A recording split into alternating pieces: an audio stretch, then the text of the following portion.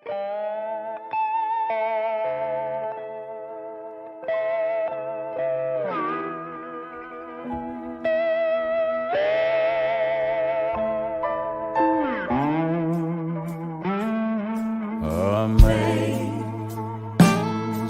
grace, how sweet the sound that saved a wretch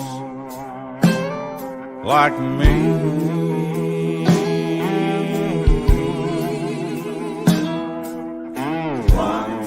I once was lost, oh, but now I'm found.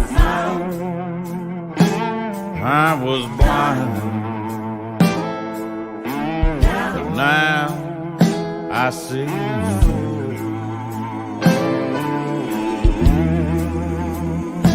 Was grace that taught my heart to fear. My heart to fear. And grace, my fears relieve. How precious did that grace appear. In the hour I first believed.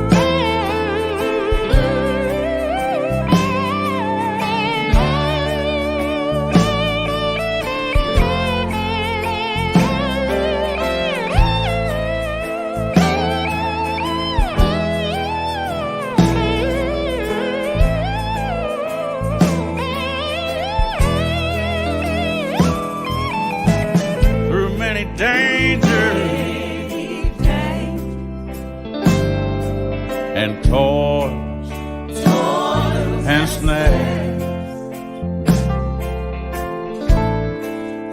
that I have already come.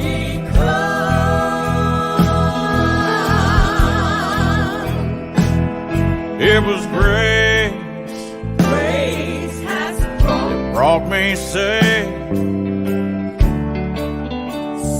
this far. Grace will lead me home. When we have been there, 10,000 years, 10,000 years, bright shining as the sun.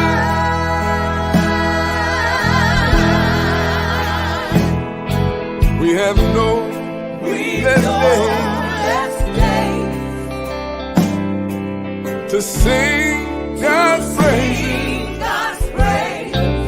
than when we first begun.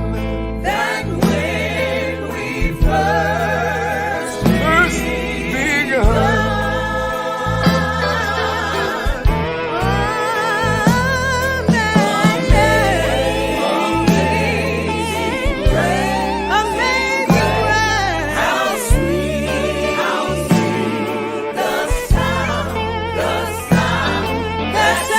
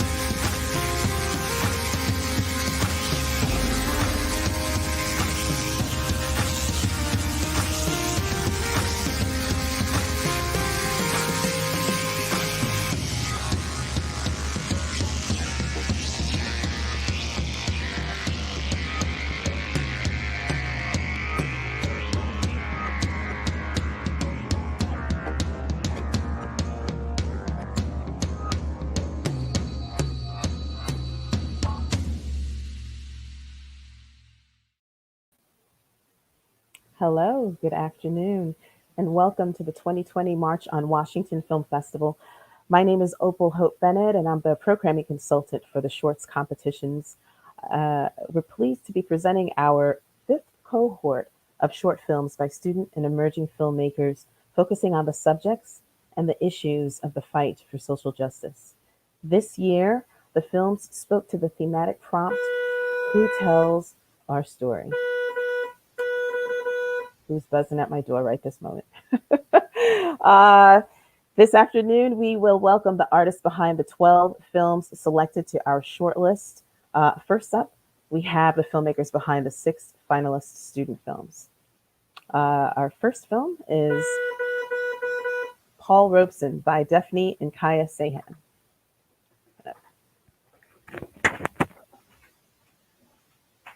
Hi.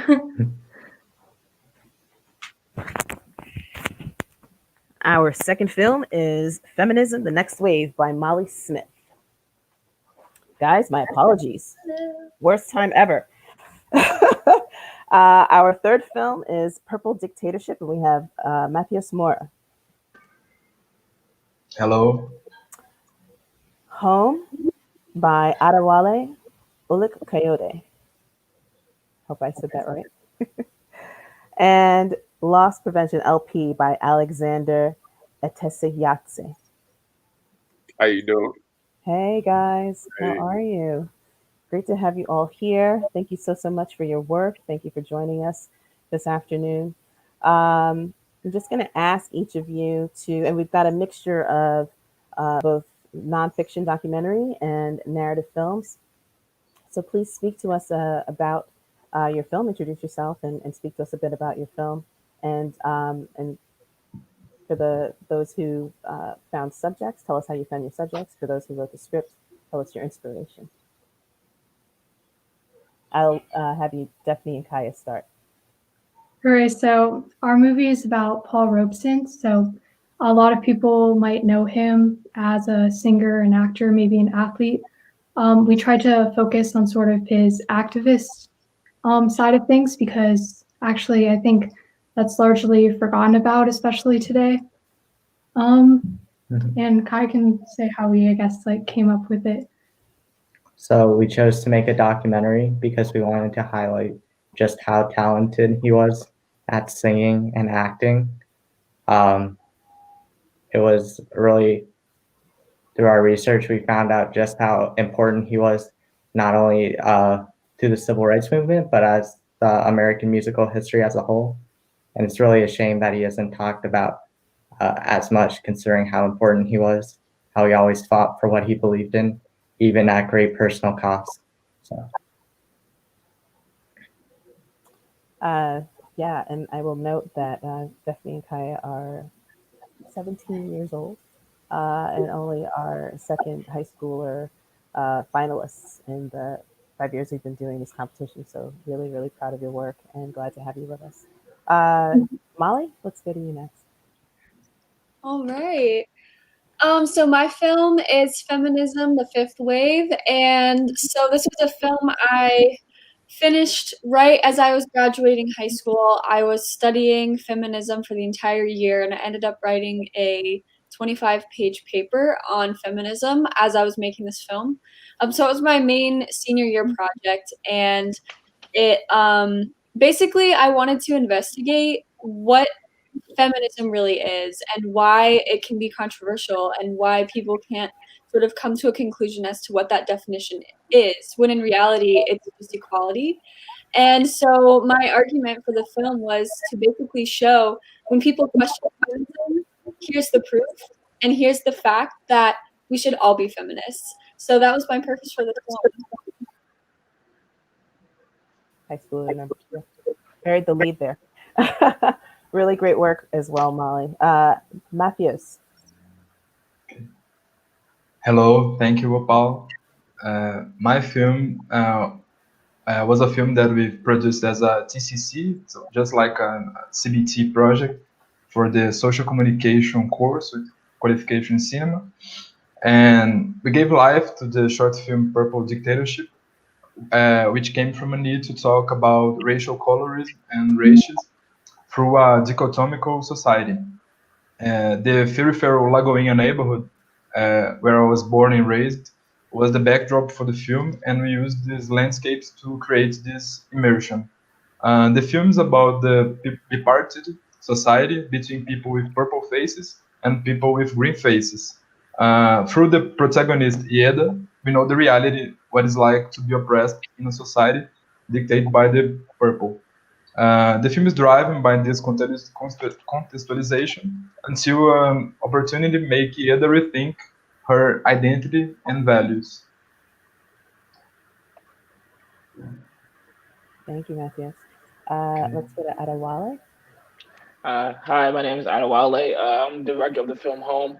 The film came to me. The film is about two Nigerian brothers who work at a supermarket who fight for the idea of home. And when one brother decides he wants to take from the register to go back home.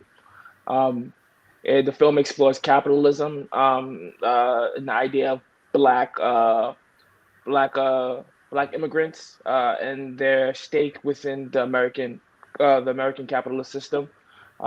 It talks about it talks about the workers, the essential workers who are just a cog in the system. They're not really valued, and our fight for the system that is breaking us.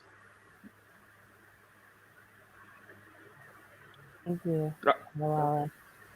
Let's go to Alexander next. Hey, how you doing? Alexander. Yeah, actually, my film is called LP. It's about a lost intervention officer who faces a moral decision. So his job is to basically look for crime, look for stolen activities like theft in a store, like a high volume department store. So he makes a moral decision based on somebody he kind of knew back in the day, and he's faced with a consequence. And in that, you get to see the social justice. You get to see like how they're not given the second chances. You get to see how the system is putting more value on what they take and how it takes them, from being a regular person living a life and just being in a system that's not working, and that's what the film LP is about. Yeah. And I'm going to introduce Mohammed Safri, director of the first. Good to have you with us, Mohammed. Everybody just went through and introduced themselves and their films. So please tell us about you and about how you came to your subject. Cool. So I'm Mohammed Safuri. I'm the director and producer of the first. And first of all, thank you for having me here in this amazing film festival. So actually, the first idea that I had in mind is to do something that would change people's opinion on politics in the first place.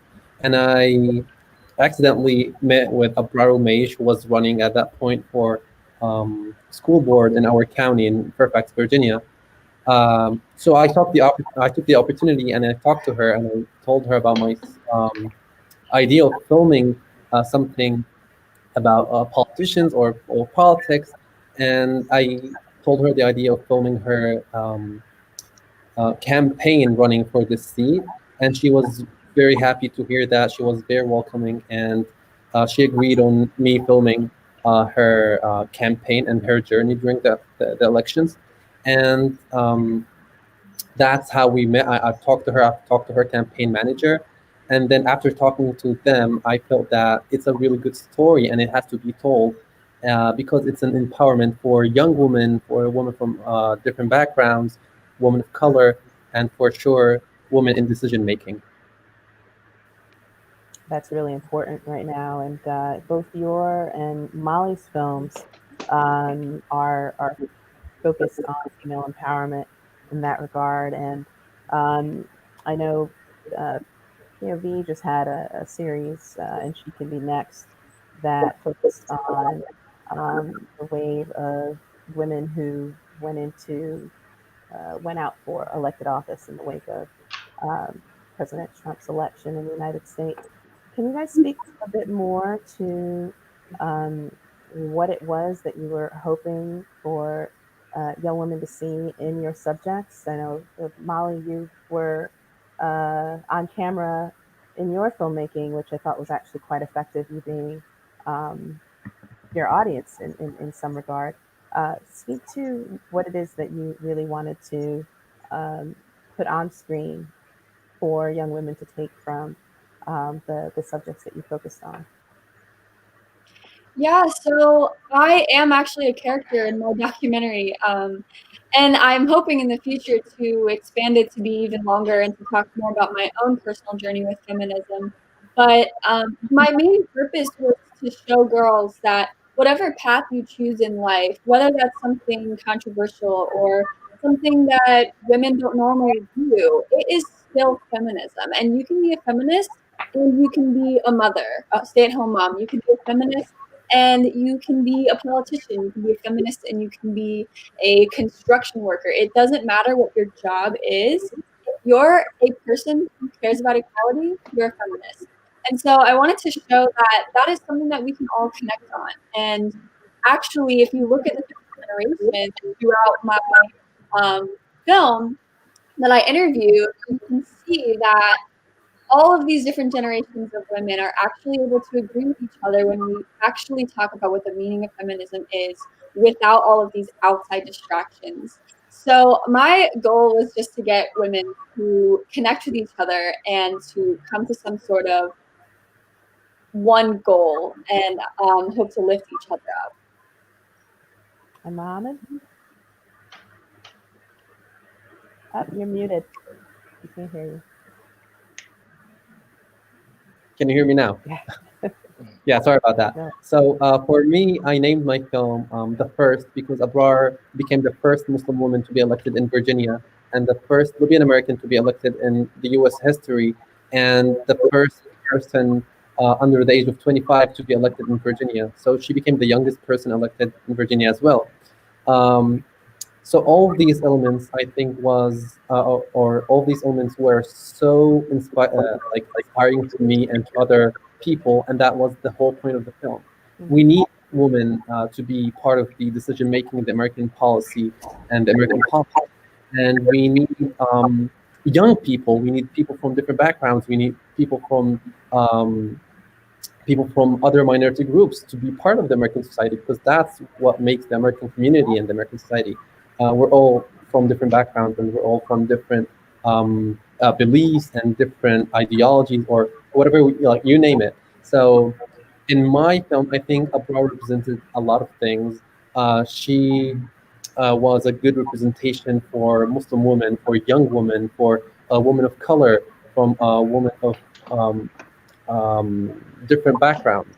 So, and I highlighted in my film to show that she faced all of these problems and she overcome these things. Actually, I didn't know the results, so because no one would know if she would win or lose because the film or documentary was an ongoing journey.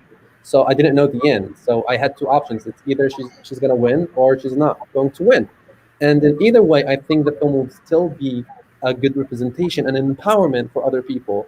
For example, if she didn't win, that would be a good message for she started the journey, and then you young people who are watching this film can be the next person who will be elected and win. But fortunately, she won, and I think that gave it even more stronger meaning to the young people.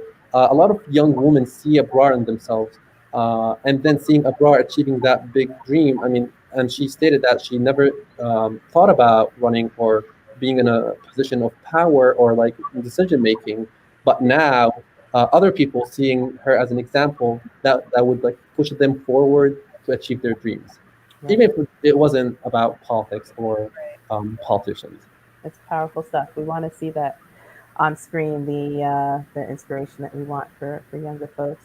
Speaking of young, I was really struck by your profile of Paul Robeson and what you said earlier about what he wasn't recognized for as much. And of course,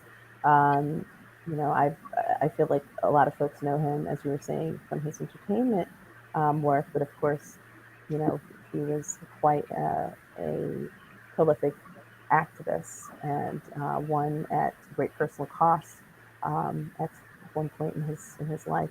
Talk to us about what you discovered and decided to highlight about Paul Robeson in your film.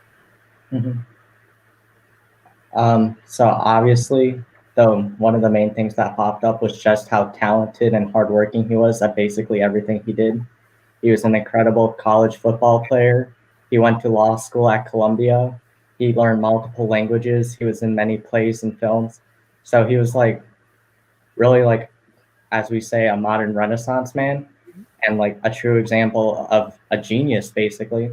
So that was one of the main things, was just how talented and hardworking he was. And the second thing was, no matter how detrimental it was to him, he would never stop fighting for African Americans and the working class. And because of this, he was labeled unpatriotic, when, as we argue in our movie, it's quite the opposite, because he wanted what was best for not only the rich white people, but for working class people, not in America only, but around the world. And he never ever stopped fighting for those beliefs. Uh, he lost a lot of money. People couldn't go to his concerts because he was seen as very anti-American. People that he associated with before wouldn't associate with him after he made these remarks. So despite all these losses he incurred on his quest to fight for people and their rights, he still kept going despite all of what he had lost. Okay, you want to add to that? Oh, yeah. I mean, it's kind of sad because of his comments on one comment in particular he made was that it's unthinkable for African Americans to fight a war against the Soviet Union for a nation that had enslaved them for generations. And really, that was taken largely out of context by a lot of the media. And that really played a major role in sort of the collapse of his career, which is, you know, kind of sad that because he had already broken so many barriers just by being in that space, like being a movie star, being a very famous singer as an African American, but he felt that it wasn't okay to just stop there. He was sort of one of the first artist activists, so he made sure to use his fame to speak on behalf of Black people. And so I think that's really special about him. And in many ways, he's sort of a precursor to the modern civil rights movement. All right. Thank you for bringing up that perspective, guys. I'm going to turn to Adewale and Alexander. Both of your films are dealing with, in a scripted form, the systemic racism that is faced on two different tracks that affect mainly persons of color quite negatively, and that would be the criminal justice system and the immigration system. And you know, I thought in Home, Adewale, you teased it out so beautifully in this dynamic between brothers, and gave us a peek at the backstory of the supposed antagonist and the circumstance, and what was motivating his actions. And I thought that was done so beautifully and so powerfully. And then in loss prevention, Alexander, again, the richness in the way that you drew the character speaks to the sort of manifold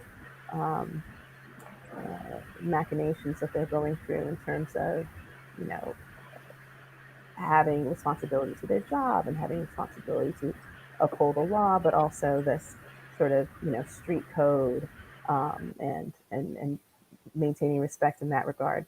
Could you each speak to what you were thinking about in your crafting of these characters and how you were going about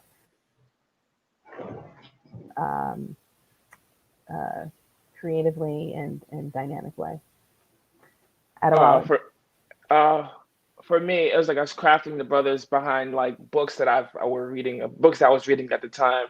Well, like concepts in general, because Femi, the younger brother, he was crafted after like the concept of W.E.B. Du Bois' Talented Tenth, of like working hard just so you could uplift the bottom of the race and lift them up. And for Adiola, the older brother, he was crafted under the book of like the Wretched of the Earth, which is like not really, it doesn't really speak to the American capitalist system, but it speaks to colonialism, and it's like that we need to fight to like eradicate like colonial powers. um and just like having those two people be like within the, like what is a crucible, like they them mixed together, and and like bringing it to American context, that like for me, the police officers didn't show up until like the last part of the film, right? Right. So like that shows that like the enforcers of capitalism throughout the beginning was the little brother, which was the manager. And the fact that when his brother leaves, he no longer has that connection to his people, to his brother and sister. So he upheld the system. So now he's like he's left in America, just like searching for what is next. And that's how I crafted it. And when I had having this understanding, I was like able to like go through a bunch of drafts of just like knowing where these characters were going, and that's pretty much how I crafted the story. And Alexander? Well, I did it based on more of experience. Wise, I did it for 2 years, like 5-6 years ago. So the story of Marvin is crafted out of many experiences of making stops at department stores. And what I've noticed is you see these guys, especially the character of Marvin, who's a shoplifter, and they so charismatic. They have these backstories. A lot of them have these backstories, and I wanted to make sure you see him as a human being first before you see him as a shoplifter. And that's why I crafted him with a huge backstory as well, because these things happen, and I've met people that I put all their stories into one. And with the bro code, like you said, like you basically, it feels like he was snitching on somebody he knew at the end of the movie. So it's like a conflicting type of system where systematic racism is in it, and it's conflicting him inside, and he's making a real true moral decision, the LP, which I did for 2 years. So I've always had this conflicting moments, and this is why I made this film, because it's always been something I thought about. And that's how it all came together, actually. Yeah.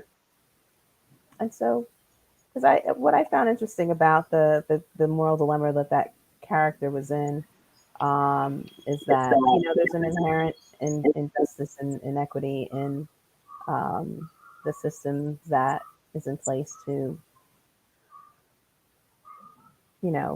address that sort of conduct. But then whether the question is, do you try to self-correct through the bro code experiment, or through some other means? Like, I'm curious about how you grappled with, teasing out that moral dilemma in the story. Well, to that note, most people obviously will say, "Oh, the guy should have let him go." But the truth, Do they? the guy should have let him go. But the truth of the fact, 9 out of 10 times he's not being let go because of the sheer volume of stuff he has taken. You know what I'm saying? So I want it to be a truthful movie. I can't just put like, "Oh, happy ending, let's let him go, bros for life." That's not realistic. Realistically, he will be locked up, and it'll be counted as a third strike. And I wanted to show that this is how the system is set up, where shoplifting is considered a high crime. You know what I'm saying? So, and that's why made that moral decision. Well, you did a beautiful job in the crafting of it, and as did all of you in this group of films by students. Every year, we are bowled over by the student work, and we were really, really so impressed with your work this year. And I would love to know from you guys, for folks watching who, you folks still have a week left to access films through our platform at the March on Washington Film Festival. But please let us know if your films are going to be playing anywhere else for the rest of the season. I'll start with Adewale. My film is currently playing at the March on Washington Film Festival. You can watch it. It's playing in Woodstock Film Festival as well and Austin Film Festival. Those are the next couple. Fantastic. Alexander? Well, I kind of finished my festival run. We're Vimeo staff pick right now, so it's free for everybody to watch. If you didn't watch it right now, you can go look LP online, and it's right there to watch for everybody. Yes. Fantastic. Matthias? So I want to invite everyone to watch too, and I want to say thank you too for Opal again and all people involved in the March on Washington production, and say that is such an honor be here with a lot of great films, a lot of great emerging and student filmmakers. So I want to say thank you and invite everyone to see Purple Dictatorship, our dystopy, and that talk a lot of reality of Brazil in a way, in a surrealistic way. So thank you again. Thank you, Matthias. Molly? Yeah, so I mean, currently, Feminism the Fifth Wave is just screening at March in Washington. I'm very excited, and I really am excited to see all of your films as well. But it's also on my YouTube channel where you can watch the rest of my work. And I'm going through a big rewrite and redoing this film a lot actually in the future to add more to the story and more. Fantastic. Stephanie and Kaya? So our movie is only available in this film festival, so you can watch it for the next week. And yeah, thank you so much for this opportunity. Yeah. So glad to have you guys. And Mohammed? My film is being part of March on Washington Film Festival and Washington International Film Festival as well. And that will be in October, and in Virginia Film Festival, and that's in October as well. Guys, it was so wonderful to have you join us. Congratulations to all of you for brilliant work, for impactful work. We appreciate you, and march on. Thank you so much. Thank you. Thank you. Thank you. To our audience, Nice to meet you we are guys. going to take a quick break and switch you. over to our Nice emerging meeting you filmmakers, all. and we'll be back in Okay. a few moments.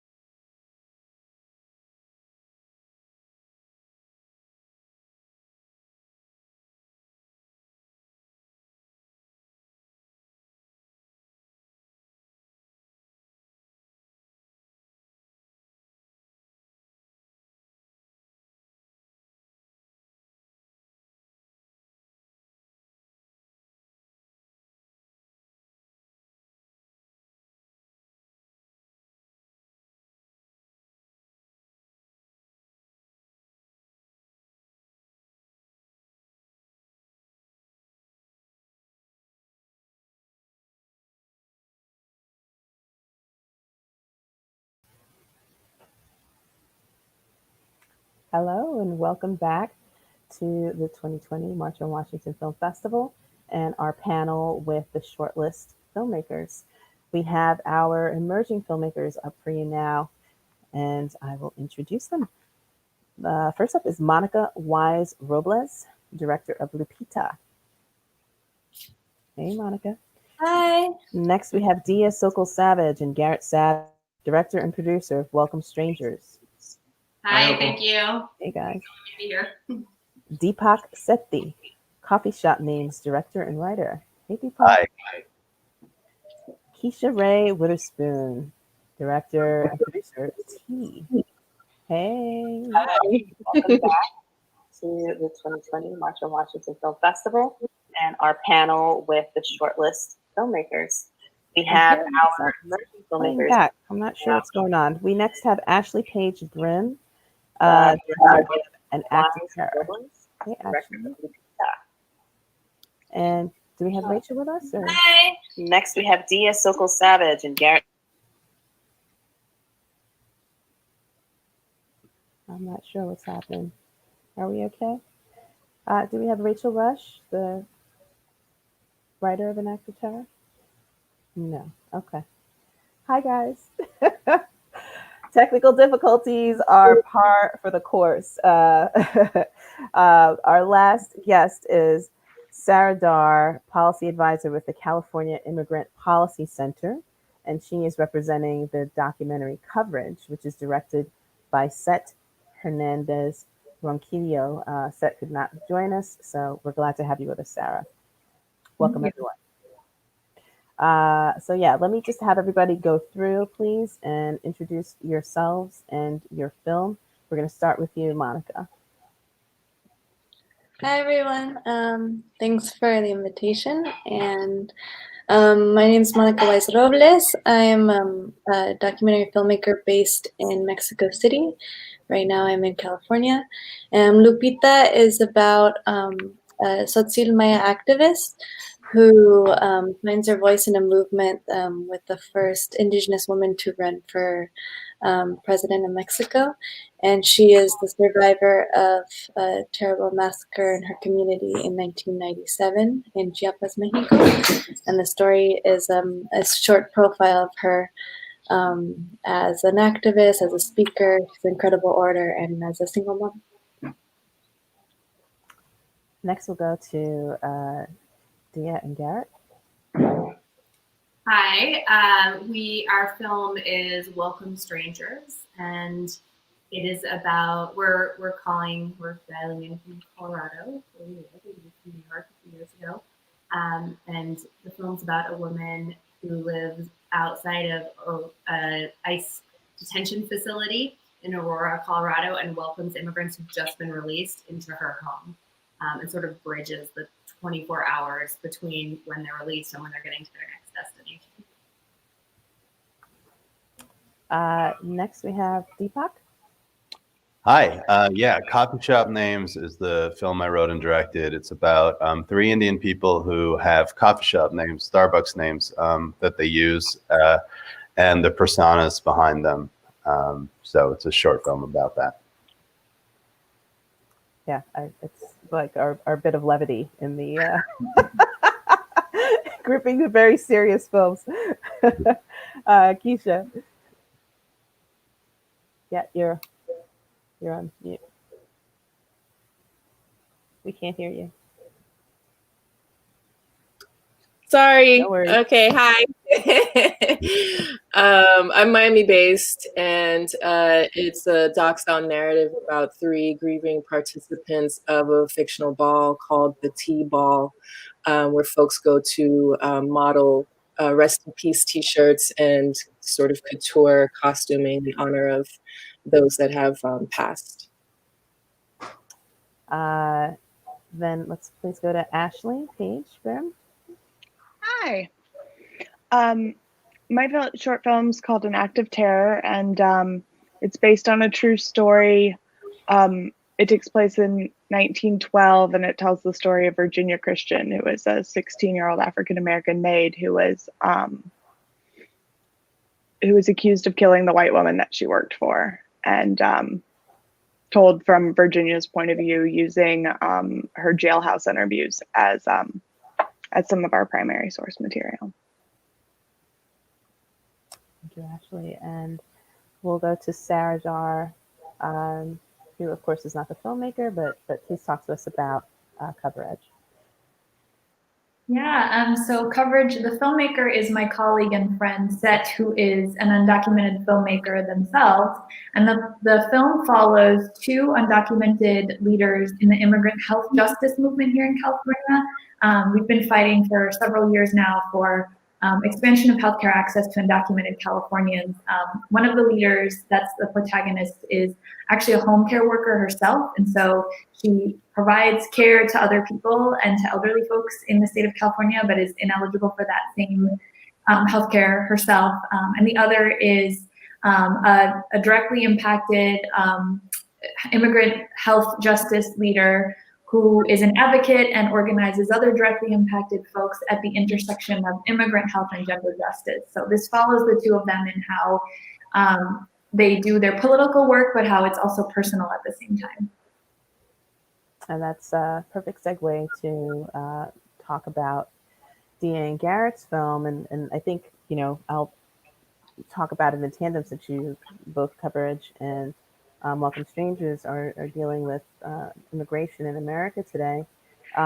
What struck me about Welcome Strangers is our main protagonist is coming from a group that normally is usually quite closed-minded and conservative on topics like these. And it was really, an interesting illumination to see this character's posture and her activism in this work. So would love to speak have you guys share a bit more about, one, how you met the subject, and two,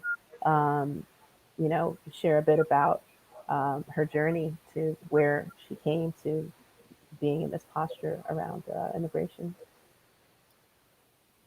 Yeah, it was, Sarah Jackson is the person who founded Casa de Paz, which is the house, this welcoming house that takes people in.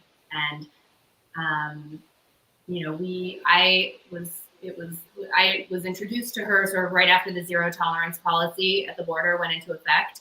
And my mom and my stepmom actually went to a training at Casa de Paz. And when my mom told me about it later, I thought, I hadn't even thought, I've been so focused on sort of the border and the most, egregious human rights violations and what was going on that I hadn't even thought about what was happening for people who were here being, legally released and who had kind of followed all of the rules to try to get asylum. And, specifically, I think there's just Sarah started this 8 years ago and, just saw this void of services for people that, if you watch the film, people are literally just kind of dumped onto the streets with a plastic bag with their belongings, and there is no infrastructure. There is nothing there to keep them off the streets. And I loved that she figured out sort of what her solution could be, and that her solution also appeals. It doesn't, one of the things that really drew us to her story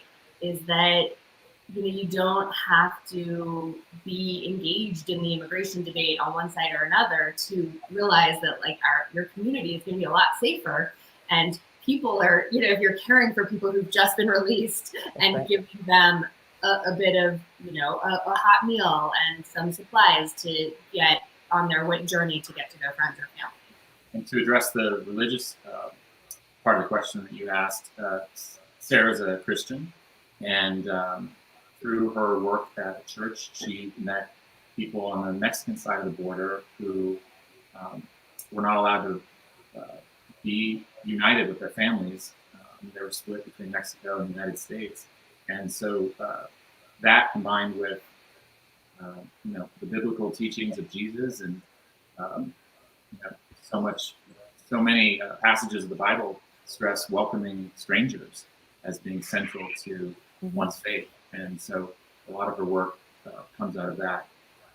And she had been a sort of build the wall, build it as high as you can person before she took this initial visit to the border, and it really changed her life. And I think for me at that time, and certainly even right now, is amazing and moving, and it's so important to hear people who are part of the religious. We're not religious at all, but people who are standing up and not sort of being grouped together with this very far-right movement that is so unwelcoming.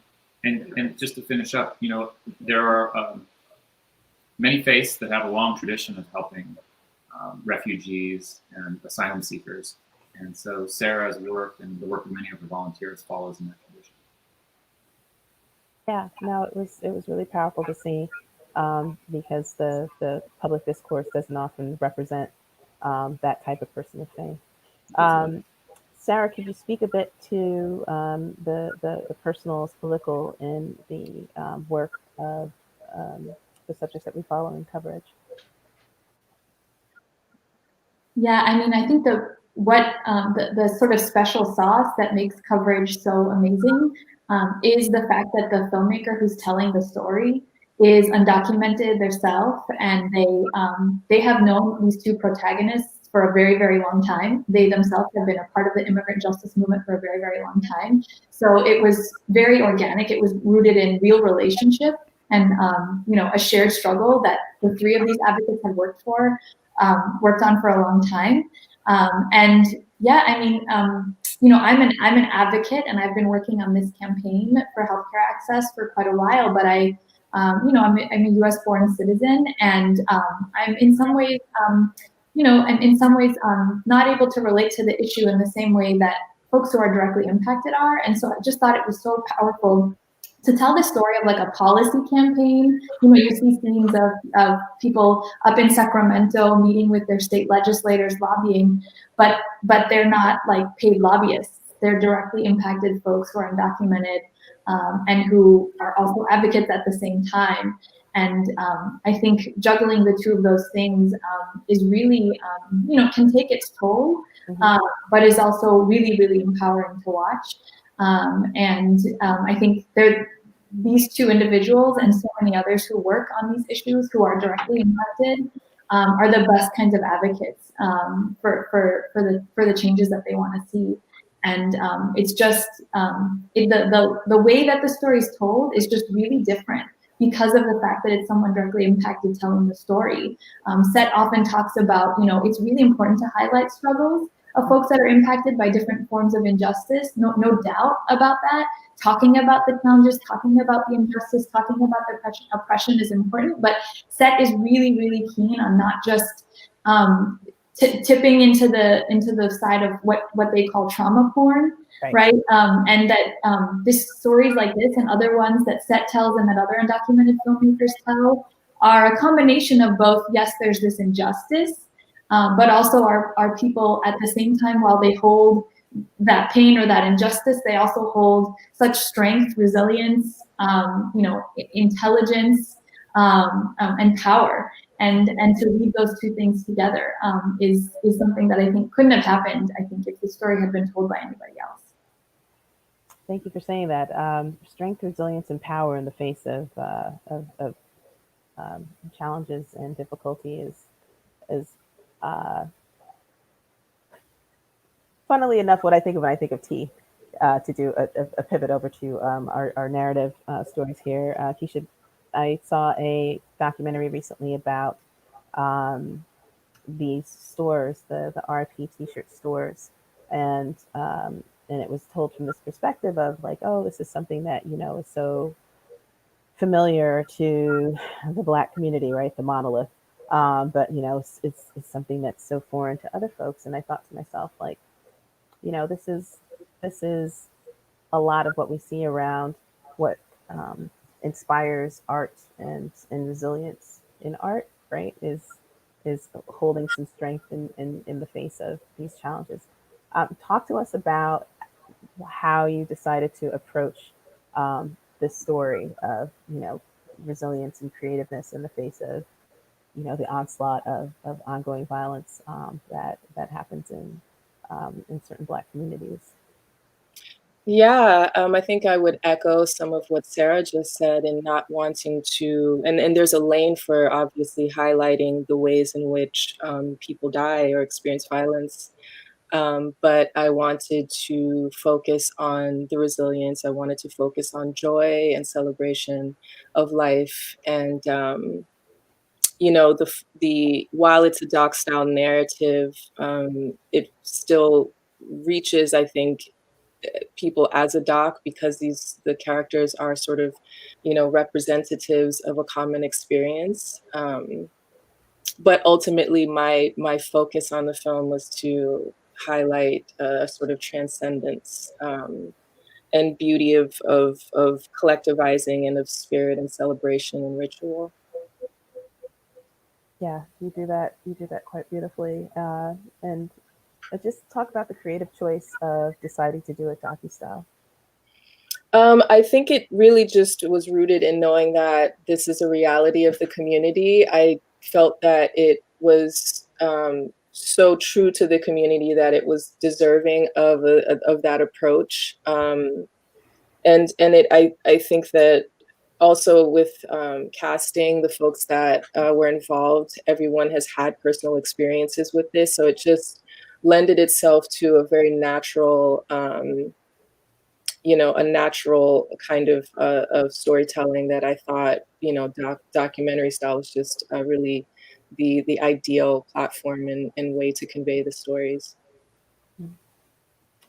So this year's theme that we were looking for films spoke to was who tells your story, and Ashley with the true story source that you used in writing the script for An Act of Terror.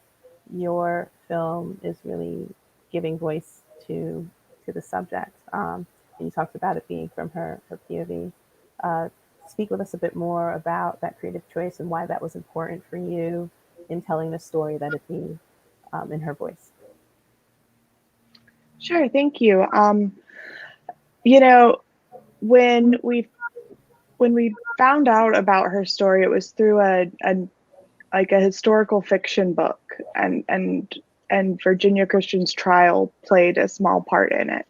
And the book's called Forsaken, and it was about a journalist, and this was the first thing he was covering. And so my dad knew the author, and I reached out to him and I just wanted to know more about the story. And the Library of Virginia had scanned like every newspaper, every court document, everything that they had, I think in the course of maybe him researching the book. But I could look it all up in LA. And so Rachel and I had all of these articles, and like all of the court testimony and the coroner's report, and she didn't get to testify, but what struck us was that, you know, the interviews that she did do, you know, we've got documentation in her lawyer's autobiographies, you know, that they were worried about putting her on the stand. They were worried about how she would be judged, and they thought that would just be an automatic guilty. And so they kept her off. But, you know, you hear this child who, you know, is self-possessed because she knows that she was right and she knows that she didn't do anything. And so it felt really important amidst all of the sort of really racist government documents. I mean, you saw it in everything, to let her version. We always knew the centerpiece would be showing her version of what happened, which is really straightforward. It's like, it's an accident. She was attacked, and then there was an accident. And then playing it against the really loaded and racially charged courtroom scene. And then the scene, Mary Church Trial did go to visit her, but we took license in figuring out what that conversation would be like. And then I feel like I've lost the question, but does that just the importance that the film be from her perspective?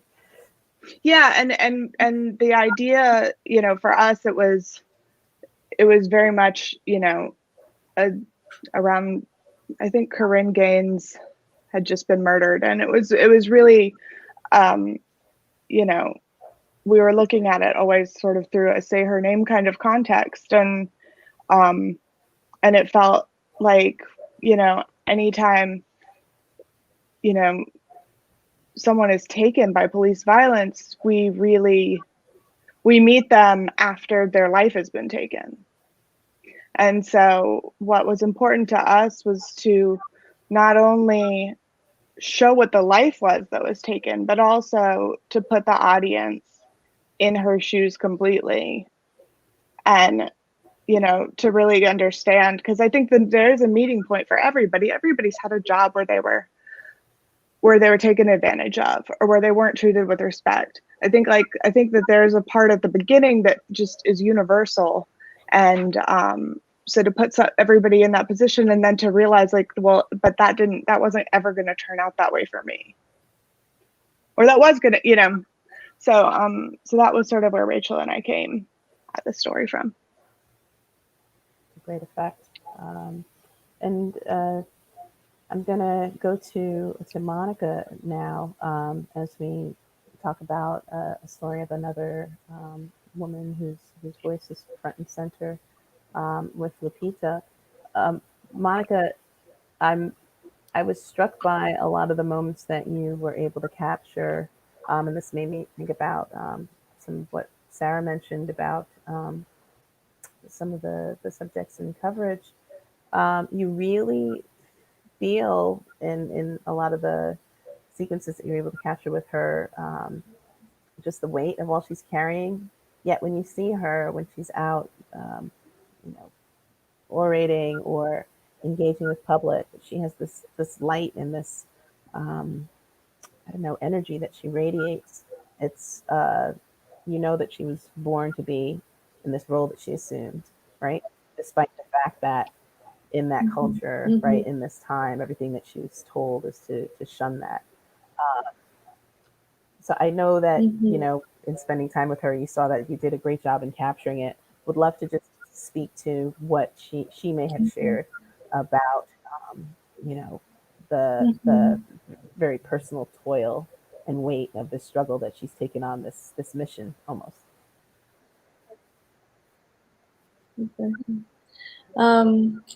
Yeah, that since I heard her speak when she on stage as a councilwoman in the tour in the Zapatista Caracoles, where the film ends, everyone around me, all the journalists, all the filmmakers were like, "Who is that woman?" Everyone was inspired, wanted to get to know her better. But access to her community, and she's very tough to convince. So it was a really long process, and I think from the beginning I realized that it wouldn't have been possible without like an intimate collaboration with her, and most importantly the producer, Eduardo Gutierrez. And so it worked out that he wanted to learn more about filmmaking, and he was really excited. He was really inspired by Lupita, who's his best friend. So from the beginning, I told him that I didn't just want to do like an interview like she'd done and she'd been open to, but something more intimate, and trying to figure out how to portray the woman behind. Was an incredible orator on stage. She's actually very, she doesn't like to be on camera. She's very humble. She makes jokes. So like, who is the person behind, not on stage? So I think that was a process of like actually 2.5, 3 years. And I think it was possible because of the collaboration, but also because it ended up being a short, because she was kind of complicated to show like the inner workings of the different organizations, and it's still very complicated to be a woman who speaks your voice in the community in the Zapatista territory. So it was like more complicated political context behind what you're able to see there. But I guess I'm happy to hear that you did see that you could get closer to the the woman that's like behind the voice and who carries the weight of justice for her family, which was like always what I wanted to portray from the beginning. I don't know if that answered your question. No. I think with documentary, that's always something that you want to be able to capture. And in the docs here, you guys did a great job. Seth, who's not with us, did a great job in really capturing the subjects. I'm gonna wrap up with Deepak purposely. I don't often get to have a comedy in films about civil rights and social justice, as you can imagine. But I thought this was just so cleverly written and brilliantly observed about something that is,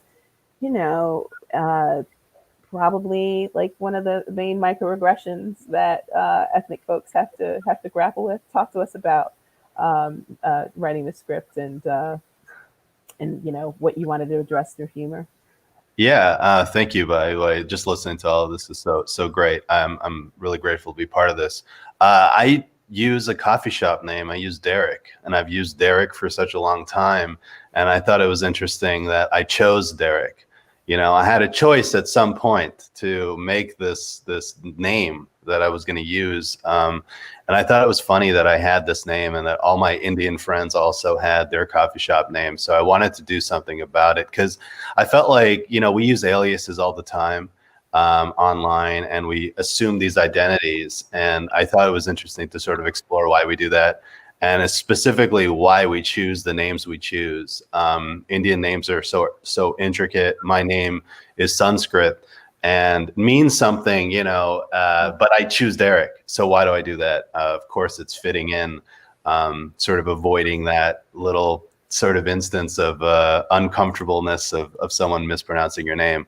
So I thought it would work really well as a comedy, and I'm a comedy person, so I wrote it that way.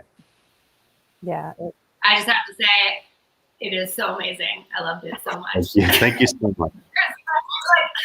I will laugh hysterically right now if I even spend 5 seconds. Thank you. Thank you. So great. All of your films were Yeah, so beautiful. I appreciated having that that topic grappled with in a humorous way, because I mean, like, honestly, the addressing of issues like this always in a sort of a strident, serious manner is exhausting, right? But you still do want to, shine a light on it, and I thought you did so, really brilliantly. Can you talk about your cast, by the way? Because I think that this sort of film, as with most narratives, live or die with the performances, and they were great.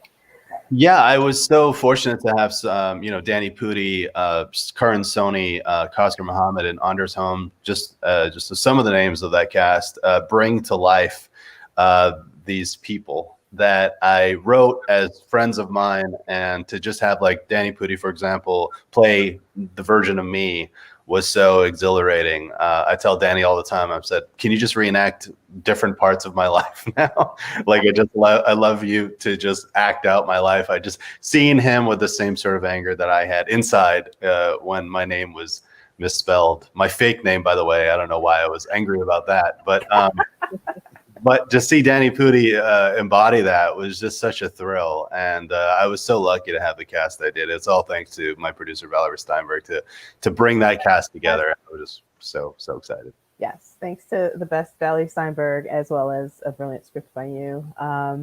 So we have to wrap. We're a couple of minutes over. And, that's what happens when you're talking with great artists and rich topics. Thank you guys so much for your work. It's been an honor and a privilege to showcase them this year. And to our audience, please join us. March on Washington is extended for another week. So come back, check out the shorts, and tell your friends. Thank you guys so much. Thank you. Thank you. Bye. Thank you. Well, Lord, somebody's calling my name. Well, Lord, somebody's calling my name. There was a man living in Jacksonville, a perfume head. Heard that his hair from a feather bed. I wanted that around. Now